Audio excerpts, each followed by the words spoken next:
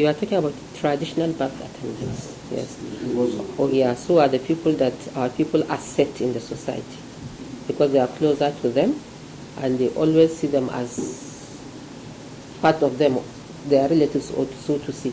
Because some of these traditional birth attendants, they believe that it's something that that they got from their parents, so to say, which means they inherit it from their parents. So we have a difference. We have a lot of difference between we and them, because we as doctors, we went for the training, we learned this thing, we know the good aspect of it and we know the bad aspect of it. For example, if a woman is in labor and that delivery is going to be taken by a traditional birth attendant, the traditional birth attendant may not know the complication that might come around. Let's say the baby is not lying well, how can she know? Let's say there's a problem with the baby's breathing, how can she know that? The only thing she can witness maybe if the woman started bleeding. Yes, she can see that. Or maybe the woman is in labor and the hand of the baby comes out already. By that time, the complication has set in already. So at the time the patient comes to the hospital, she might end up with further problems. We may be able, yes, to save the mother, we may end up not saving the baby. You understand? And for labor, we have specific hours that we can say, yes, if this labor goes beyond this period, that's a problem. For the traditional birth attendants, they don't have that rule. You understand? A woman can be in labor, normal labor, the head of the baby can just twist, and that's the end of it. That woman must be operated if you want her to have a safe delivery, to have her baby fine and for her to be okay. You understand? But if you have the traditional birth attendants that just learned it from their grandmother or from their mother, how are they going to know all these problems? They can't anticipate and they can't prepare for interventions. But if it is in the hospital, yes, we anticipate that, yes, we expect this woman to deliver after social time. Now it's getting to 16 hours, 18 hours, no delivery. What is the problem? Then we have to review and find out what the actual problem is. Then we now intervene accordingly. But for traditional birth attendants, they will wait until everything comes, complication sets in before they rush the patient to the hospital. You understand? So that's the problem between us and them. We learn, we go through the training, we know the pros and cons, and we know how to intervene, unlike them, that they believe that they inherit it from their parents. Doctor, in that case, what is the required work hours that the labor woman should go through before having a self-delivery? If a woman comes in labor, normally we don't admit until we confirm that she's in active phase of labor. Active phase of labor means that she reached up to 4 cm cervical dilatation. The cervix is the opening of the womb. The cervix is always closed like this. But when the woman comes in labor, it will start opening, then it will make a hole like this. So by the time we put our hands inside the opening on the womb and it admit 2 fingers, they will say yes. A woman is 4 centimeters dilated. She's in active phase, no problem. So the next thing we should do is to rupture the membranes. That will accelerate the delivery. So we expect that from that time that she was 4 cm to the time she will deliver, she will not exceed maximum 12 hours. Any labor that exceeds 12 hours from that time, it means there's a problem. Either a woman is not contracting well, she's not having enough pain to push the baby out. Either the baby is having a problem, maybe the baby is not lying well, or the head of the baby has twisted, or the baby is coming with the face, or the baby is coming with the brow, or the baby is lying by the side. There are all possibilities. So within 12 hours, when we say that a woman is in active phase of labor, we expect that she should deliver within 12 hours.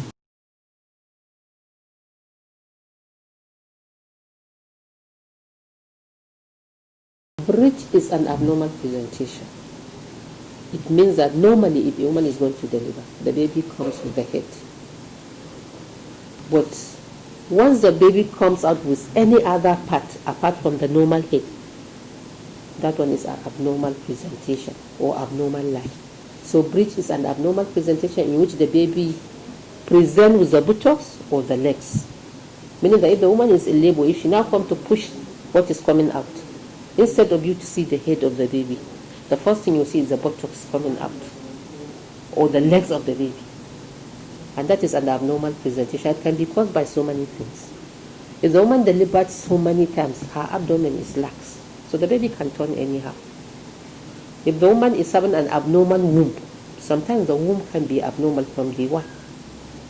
It can, maybe it divides into two, maybe it's only one part of it that develops, or maybe that womb develops some tumors like uterine fibroids. You understand? All those ones can result in breech presentation. Sometimes a woman is having more than one baby, 2 babies at a time. One can be breech, one can come down normally. So there are so many causes of that breech presentation. But as I have said earlier, the experts can now determine whether yes, it's safe for this woman to have a self-delivery by assistance, or she should go for cesarean section. Is there any medical advice that should be given the woman whenever there's a missing scan and you confirm that the baby is breech? Is there any medical advice that should be given? Yes. In early pregnancy, most babies are breech.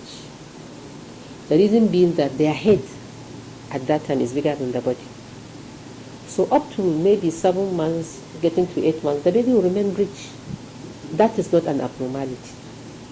But by the time the woman passes 8 months, enters the 9th month, and that baby still remains breech, so it means that is a problem. Because the baby has already grown up and it may not likely turn. So depending on whether it's her first baby or whether she delivers several times, then the doctor may now decide, after he or she estimates the fetal weight, then she can decide and say, okay, we can assist you to deliver on your own. For the first timers that are going through the pregnancy for the first time, we don't advise them to go for vaginal delivery with breech presentation, because they never tested their pelvis. So the head of the baby can get entrapped. So if she's going through pregnancy for the first time and she's discovered to be breech at term, the best option for her is cesarean section. But for those that delivered 2 times, 3 times more, yes, there is a room for even rotating the baby at around when the woman enters the 9th month. But it also has some risk. But depending on the weight of the baby, yes, the doctor may decide and say, okay, if you come in labor, I am going to assist you to have a self-delivery. You understand? But in early phase, first trimester, second trimester, breech presentation is not a problem. Because we see women running up and down. That I have scanned, they say it's breech presentation. They will start running from one hospital to the other. No, breech presentation at that time is not a problem. But by the time the woman reaches 8 months, enter the 9th month, maybe 2 weeks to delivery, and the baby still remains breech, that one is a problem. Especially for the first timers. But for those ones that deliver several times, then the mode of delivery can be decided by the doctor.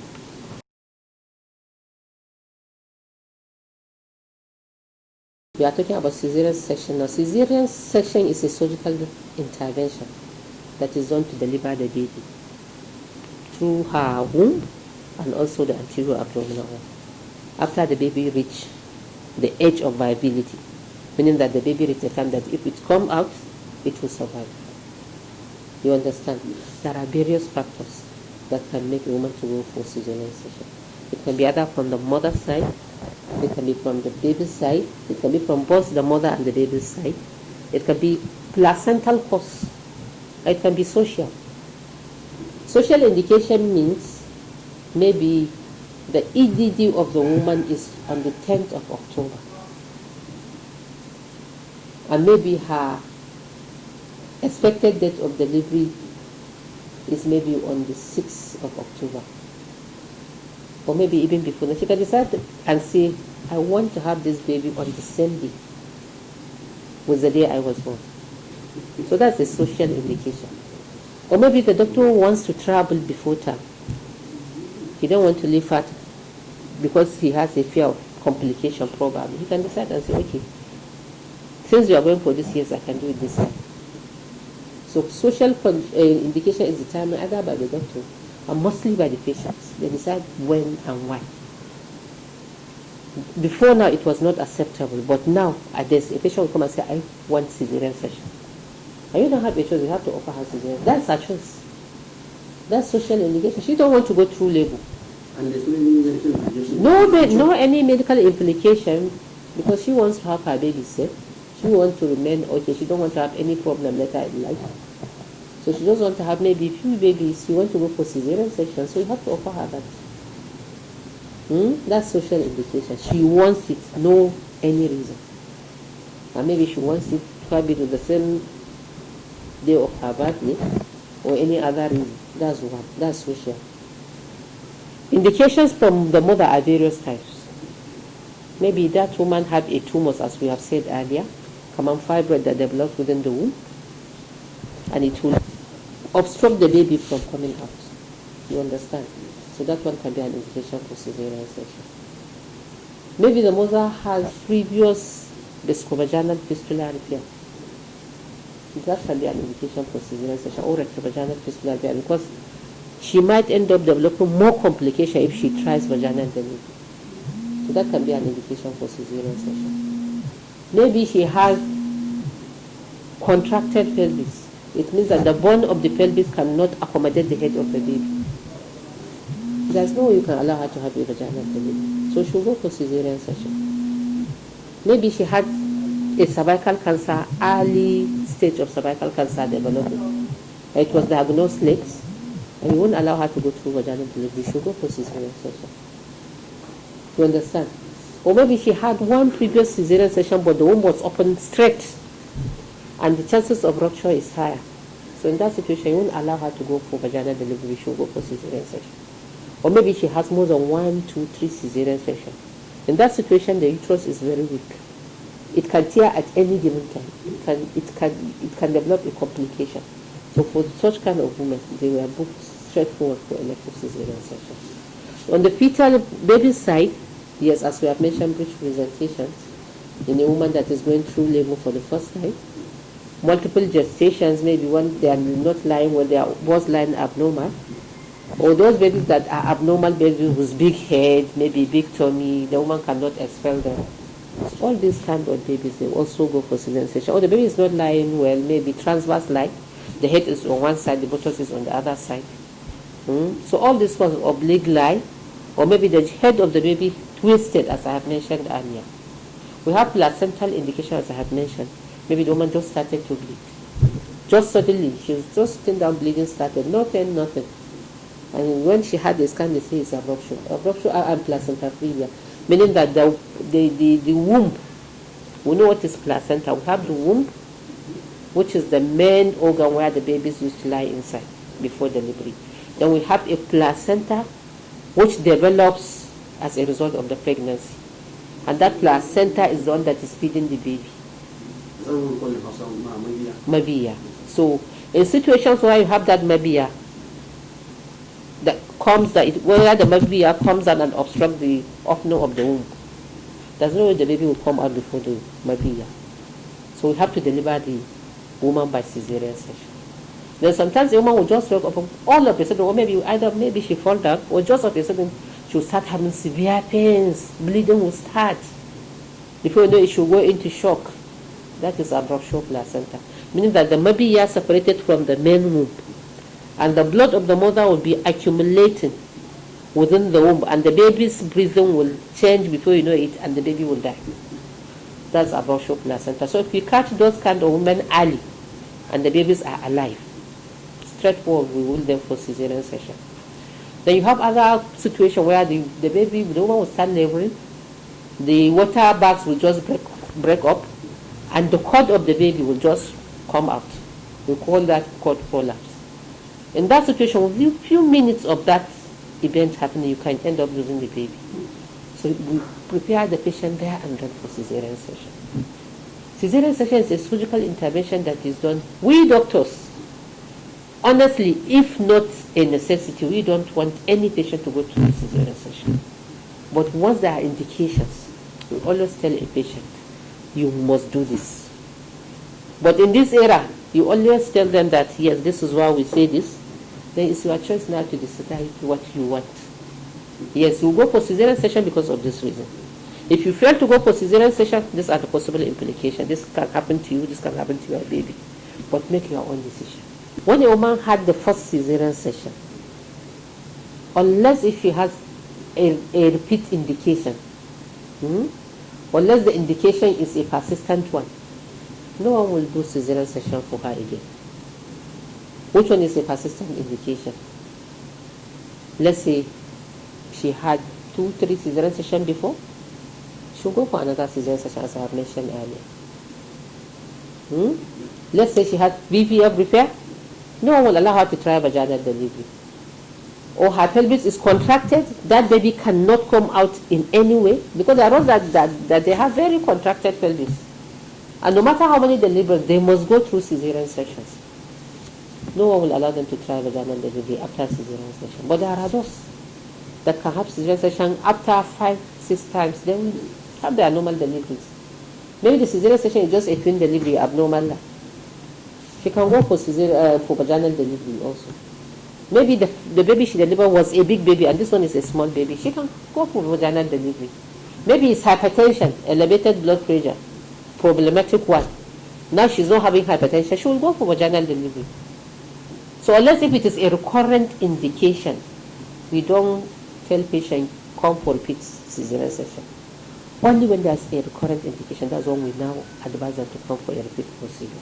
But if it is a non-recurrent indication, hypertension, big baby, maybe that previous years the baby is lying abnormal, but now the baby is okay, she'll come and she'll be supervised, she'll have a normal delivery. Doctor, how do you measure pelvic contraction? Is it by body? Pelvic assessment, no. Yes. Is assessed via vaginal examination. And when we do that, we kill some pictures that will tell us that this pelvis cannot accommodate the head of the baby. So from there you can now decide and tell the patient. So no matter how big she is and no matter how small she is, it didn't determine. The only thing we anticipate is when a woman is very short.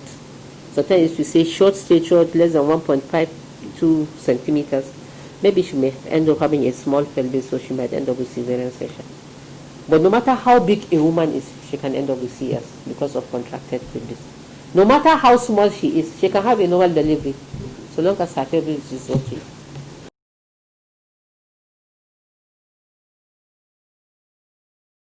Eclampsia.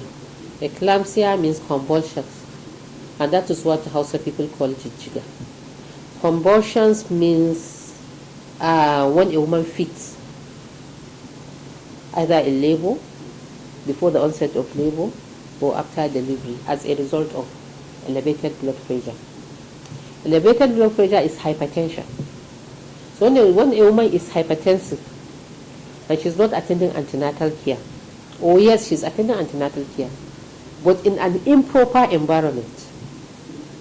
Improper environment means an environment where her blood pressure cannot be checked frequently, and maybe she just went back home, she was hypertensive, no one took note of the blood pressure, she started complaining of headache, dizziness, blurring of vision, and she started vomiting.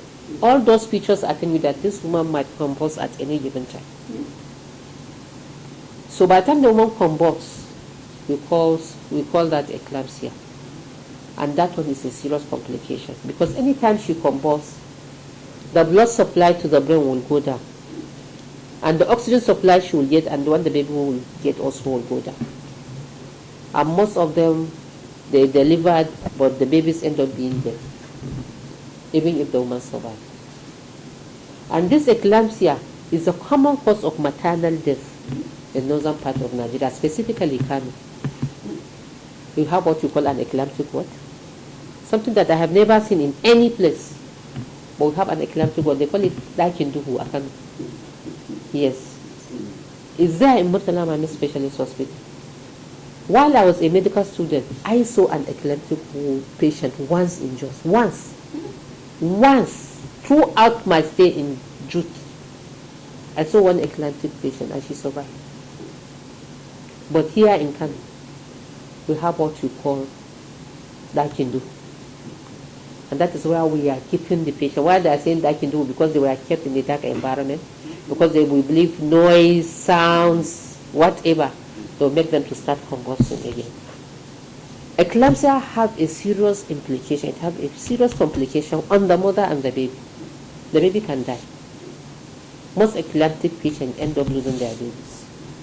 But for the mother, it can cause serious problems for her. Starting from the brain, it can cause paralysis, what we call stroke. It can affect the eyes, it can cause blindness. It can affect the ears, it can cause deafness. It can affect the blood system. The woman can start bleeding from all orifices of the body. It can affect the lungs, it can affect the kidneys and cause kidney damage. And the long run, the patient might end up dying. So you see, if going back to issue of traditional birth attendants, how can they diagnose a woman with hypertension? How? You see, that is why before now, even now in rural areas, in some part of urban areas, women are dying for unknown reason. Unknown reason because no one diagnosed their problems. The maternal mortality, even as at now in Nigeria, is very high. It's more than 1,000. Still very high. Based on the surveys that were done, by 100,000 live births, you get a mother, more than 1,000 women die every year.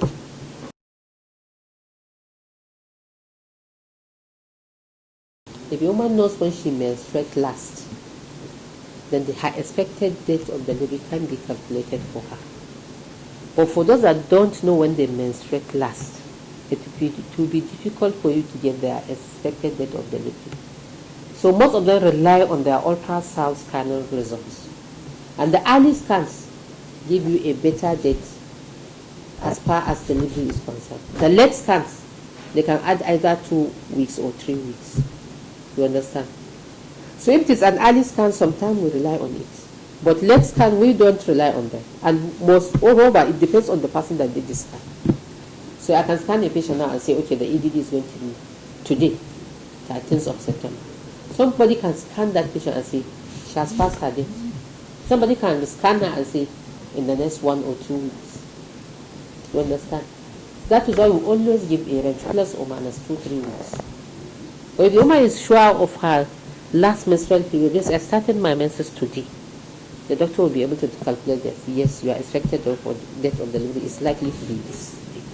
And most often at the time, they delivered around that time. But variation in terms of days also depends. Sometimes it runs in the family. We see that all those ones that used to deliver after their EDD, it runs in their family. Maybe the mother is like that, the sisters are like that. It depends on the season. Some people even attribute it to the sex of the babies, male, female. You understand? So there are different studies related to that. Now let's talk about the issue of preparation for delivery. What is the difference of that? That one is very important. Birth preparedness and complication readiness. We have a problem with that in northern Nigeria. You see that a man will impregnate a woman from day one, but up to the date she will come in labor. Will not keep a cover for her delivery. He never bothered. Yes, her parents married her to him. He's waiting for the parents to take her to the hospital if she falls in labor. They will take care of the delivery costs and whatever. And she will come back to his house when she's stable, and he will impregnate her again. Most often at times, the only way we see a Hausa man, even though there's a lot of improvement now, we are seeing a lot of improvement. The only way we see a Hausa man running up and down, looking for it, is when the woman now develops complications. She labored at home, and she develops complaints, she cannot deliver the baby, or she convulses. That's why he will now start running from one house to the other, looking for her. To source the money becomes a problem. Now, by the time she will come to the hospital, probably, the complication has set in. The only thing maybe we may likely do is to certify her dead, and we'll take the dead body back home. So, preparation for delivery is very important. I know that my wife is pregnant, confirmed. My salary is just 30,000 every month. Okay, let me try and squeeze and be keeping 2,000 every month for that delivery. They can't keep 5,000. You know our people. Even 2,000. By the time it takes her 9 months, it will be approximately 20,000. She's going to deliver in the state hospital. That 20,000 will be enough for her. It will cover for the hospital cost. But actually, with free antenatal care services and everything, almost all the deliveries and whatever is free. The only thing they will tell you, buy this, do that, blood transfusion. That money will cover for it. Doctor, let's talk about this productive protection assistance, which hospital has to some extent Okay, assisted conception, assisted reproduction, yes. We are the pioneers of it in Ghana. Let's talk about how do you come about? So, it must be established no matter what. And somebody must do that in Ghana. I will forever remain grateful to Aminu Kano Teaching Hospital because they gave me the opportunity to go for the training in India. That was in 2013. And they have been trying to establish that center to date. I don't blame them. Because even myself, had it been, I know that it would be that difficult. I wouldn't have started it. But Alhamdulillah, it is now a success in Ghana. But I know that whether I refuse to do it, it must be done one day by somebody. We are dealing with women, infertile women. We know their problems. We are seeing them day by day. We are seeing how they suffer. We know that these services exist in the world and in some part of Nigeria. We prepare them from here. We send them down to all these various places, either within the country or outside the country. They spend a lot, and at the end they come back with nothing. Some of them comes back with little sources. Why can't we do it in Ghana? Why can't we? It's something that can be done here. So that was what motivated me. I said, let me see if I can do it. Somebody will spend 3.55 million naira. Somebody will go sex selection 7.7 million naira somewhere. I mean, it's all realistic. I said, let's just try and see if we can do it. But to be candid, I suffered a lot. I was duped millions of naira. I was duped. At one point, I cried. I said, why did I even put my money into this business? But I say, no matter what, it must be established. Because our people need these services. And Alhamdulillah, thank God, now it becomes a reality. We have done it for more than 100 patients now. We have a pregnancy rate of about 34%. We have a live birth rate of about 21.6%. One special thing with our own reproductive unit is that we don't do egg donation or sperm donation. We establish it based on the socio-cultural and religious ethics. Because we want our people to accept it and we want them to use it. We have done it free for some patients. We put smile to so many faces. And Alhamdulillah, they are so happy. So that's enough for me. That one is even enough for me. But I know as time goes on, I hope and I do pray and I'm hoping and I'm praying till today. I know it will be established, either by the federal government or by the state government. What are the major challenges facing this? There are a lot of challenges. I think the ethical issues, it's a problem. Socio-cultural issues. People are even saying that these babies, they are not real babies. Even the mothers that have the babies, they are afraid. They ask, doctor, are they going to be normal babies like any baby with this one? So there are so many challenges, and the cost implications. It's too much. I'm telling you, in other places, 5 million. More. 2.6. 7.7 for sex selection. Even though in this place we started with 650, you moved to like 900, now to 1 point something because of the cost of the items. But there are a lot of implications. How many people can afford 900,000 naira? How many people are eating 3 times a day? And what percentage of our people are infertile? Which group of patients are infertile? Of course, the less privileged ones. They are the ones that need the services and don't have the means to do it. You understand? So, there are a lot of challenges. And also, Main challenge, the skill.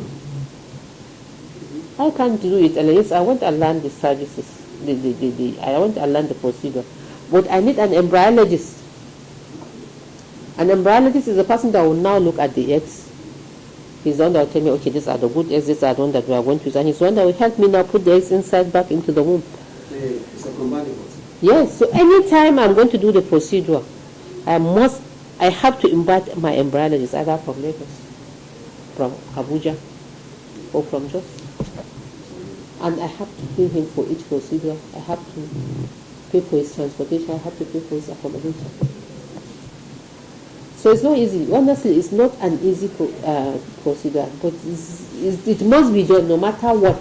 It must be established because we really need the services. I do hope, inshallah, as time goes on, more centers will come up. Because I know no matter how, I can't handle Kano alone. So I hope more centers will come up, inshallah.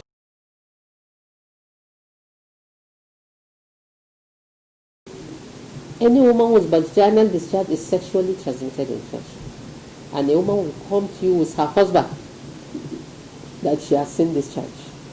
And he's not going to meet with her anymore.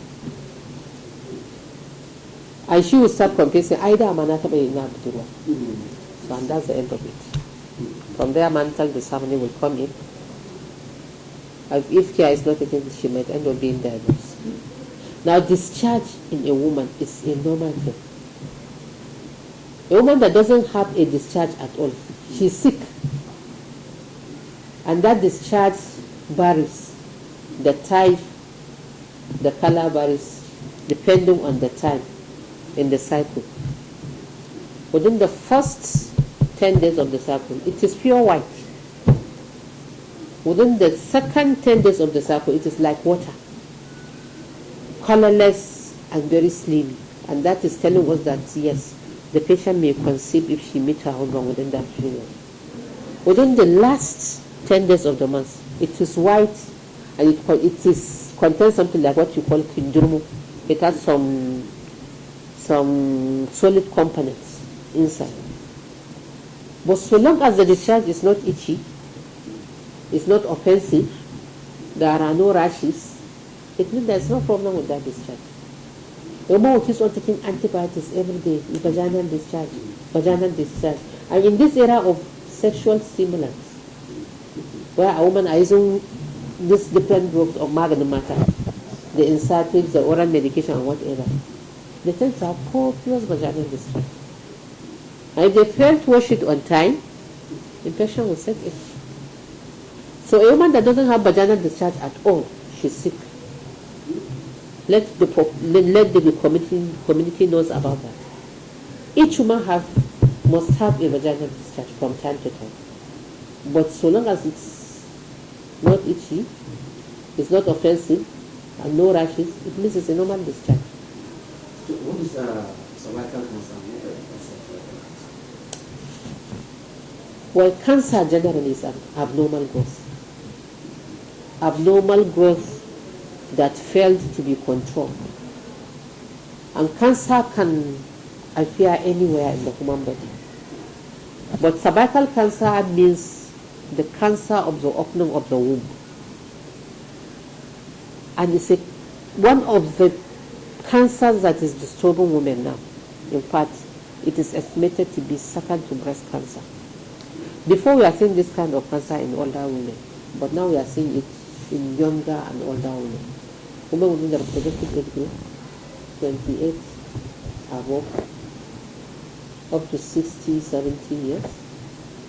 So they can develop cancer. Risk factors for cervical cancer: early exposure to sexual relationship, whether as a result of early marriage, sexual abuse, sex for survival, and so many other reasons. Or maybe as a result of infections, sexually transmitted infections, as a result of multiple sexual partners. So these are all part of the risk factors for cervical cancer.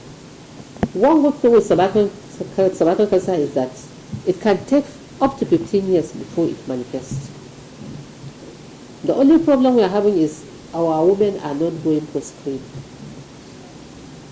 If a woman can go for screening every 3 years, it can be anticipated that yes, you may likely develop cervical cancer later in life. So please do this, do that, take this action. But a woman will come and finish her lifespan without checking her cervix. And by the time they present to us, it is too late. Either you just give them specific medications. If they say pain, you treat the pain. If they say infection, you treat the infection. If they bleed, you transfuse. So they come to us very lately. So one thing people should know is that cervical cancer can be screened and features can be detected early. So women should be going to the hospitals for screening at least every 3 years. Any woman that is sexually active should go for screening after 3 years. For older women, they can go after 5 years. And another important thing now is that we have cervical cancer vaccines. The way you immunize babies when they are young, or babies when they are born, we also have immunization, vaccinations for cervical cancer. But those vaccinations are given to the younger or toddlers that are coming up from 9 to 11 years. You can give it to boys, you can also give it to girls, because the boys are also at risk of cancers, penile cancers and others. So all this one is to prevent the development of cancer later in life. So those vaccinations are available and they are affordable.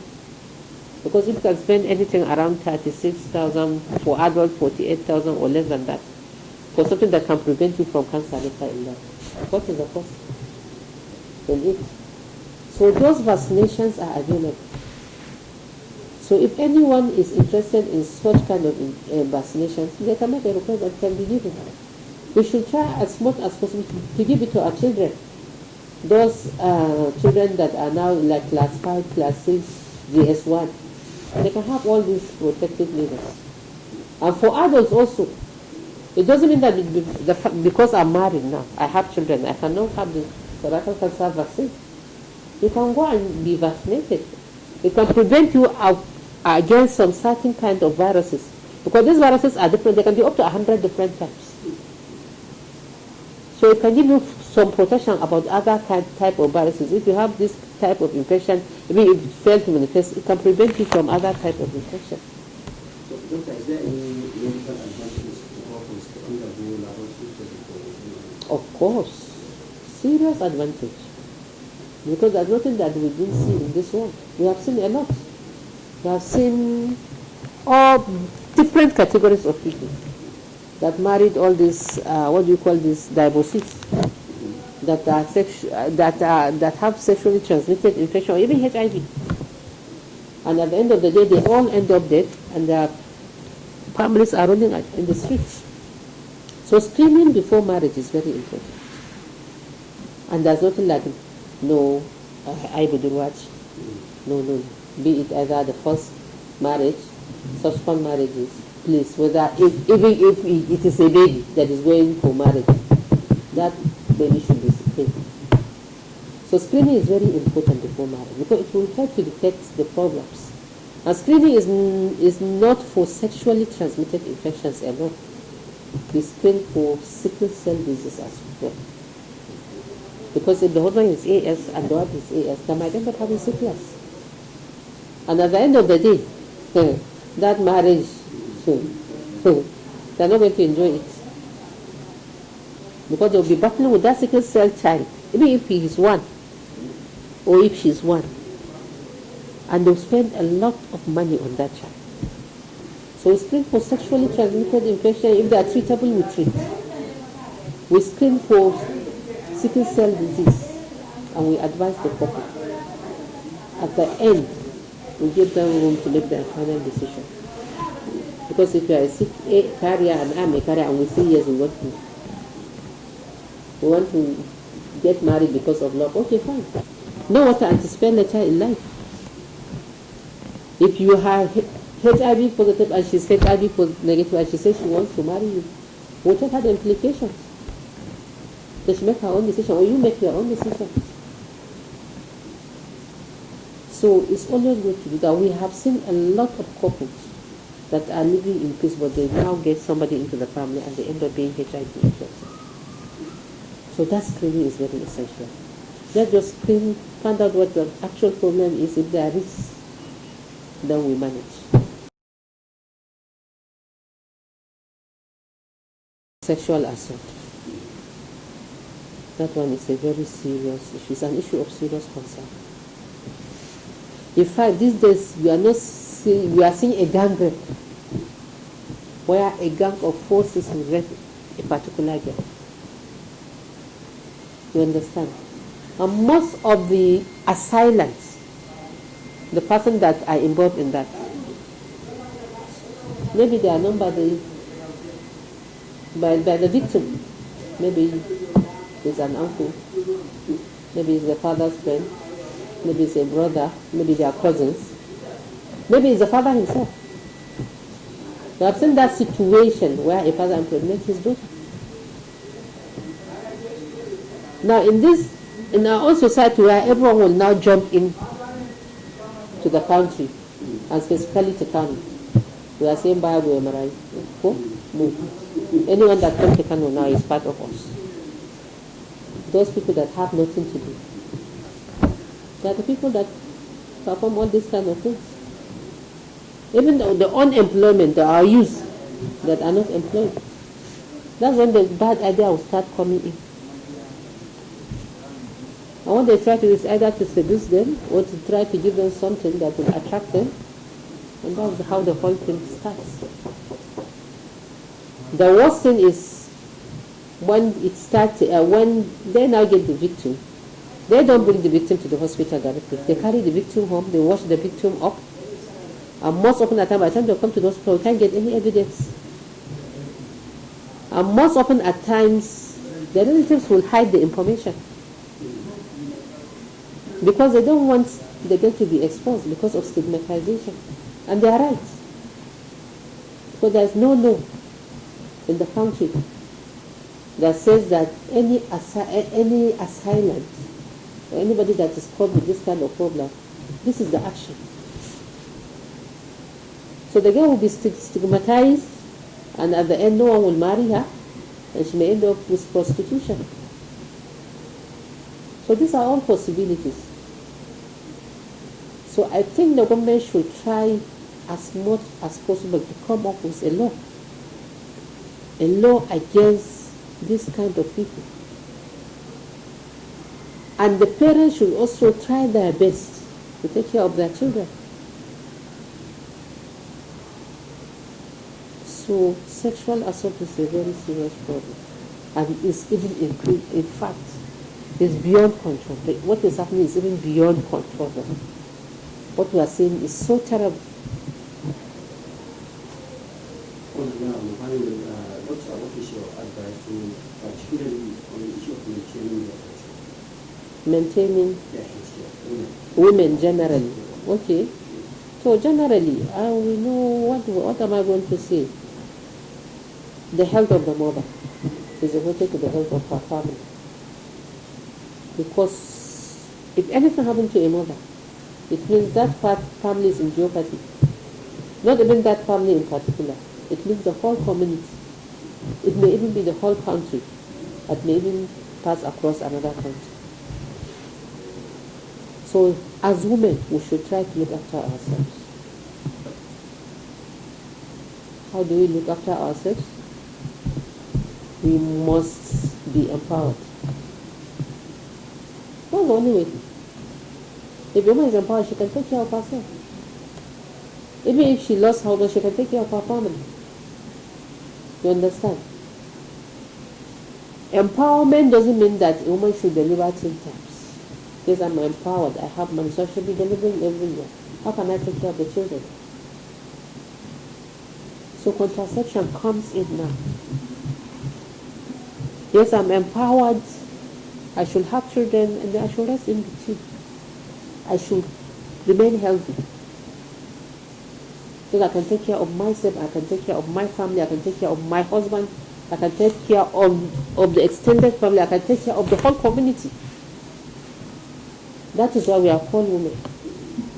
So if a woman will come and deliver today, after 9 months she about to deliver again, how can she be healthy? How can her children be healthy? How can she live in harmony with her husband? If a woman becomes pregnant, she should go for antenatal care. Most women, they become pregnant, they stay at home. Probably because that is the rule in that family. Probably because maybe it's the mother-in-law that give the directives, or the father-in-law, or probably because the husband doesn't have a say in the family. Antenatal care is very important, because that is where a woman will be told about her life. Yes, now I'm pregnant. What am I going to eat? What is a balanced diet? How can I make a balanced diet from my diet? Which kind of clothes am I going to wear? Which type of shoe? How many hours of rest do I need per day? Can I have sexual relationship? Is it safe? Which type of medication can help me and help my baby?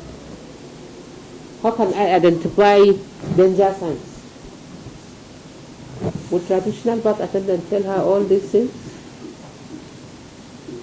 She can't get this information from a traditional birth attendant. She can only get the information when she comes to the hospital. So a woman should come to the hospital if she's pregnant, and she should have a proper antenatal care, and she should have a stillbirth attendant at delivery.